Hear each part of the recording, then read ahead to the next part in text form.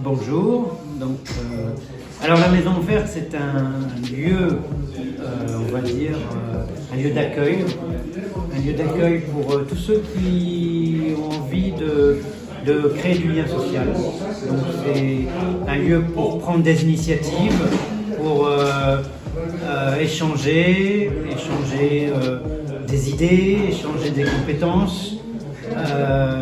C'est ce qu'on appelle un tiers-lieu en fait. Un tiers-lieu, c'est un lieu qui est à mi-chemin entre la maison et un lieu de travail.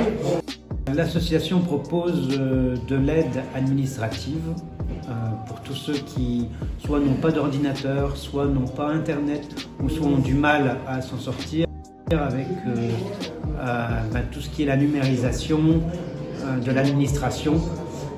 Elle propose également une aide pour ceux qui cherchent un emploi. Donc c'est une aide pour écrire un CV, pour préparer un entretien ou pour même chercher un emploi avec un certain nombre de critères pour être organisé. Et puis elle propose également une aide pour nettoyer les ordinateurs. Alors ça peut-être rien à voir, mais voilà, ça fait partie aussi des services, des compétences que peuvent apporter les bénévoles. Alors nous, il faut être adhérent pour y venir. C'est-à-dire en fait, les gens qui viennent une première fois, ils payent une cotisation à la Maison Verte. Donc ça permet de régler l'assurance, les charges, puisque ce lieu, il a besoin d'électricité, de chauffage, tout ça, ça a un coût. Et puis il y a aussi la cotisation pour le Repair Café qui permet de se fournir en petit matériel pour les prochaines réparations. Voilà, donc les gens qui viennent payent une fois pour 5 réparations dans une année. Et chaque année, s'ils reviennent l'année suivante, il faut réadhérer à nouveau. La Maison Verte, je la connais depuis longtemps par l'intermédiaire de Luc Trédé. C'est lui qui a mis en place la Maison Verte et par connaissance, c'est grâce à lui que j'ai découvert la Maison Verte. Et à un moment donné, il a décidé de lancer le Repair Café. Et donc, il avait fait un sondage parmi ses connaissances.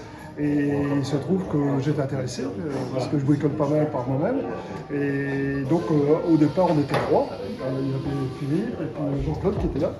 Et on a un 3, on a commencé à lancer. Et ce qui est génial, c'est qu'on a eu un bel article dans la Voix du Nord, formidable, avec deux pages, comme quoi on lançait le Repair Café et tout de suite ça a démarré. Première chose, c'est que ça évite beaucoup d'appareils de partir à la déchetterie.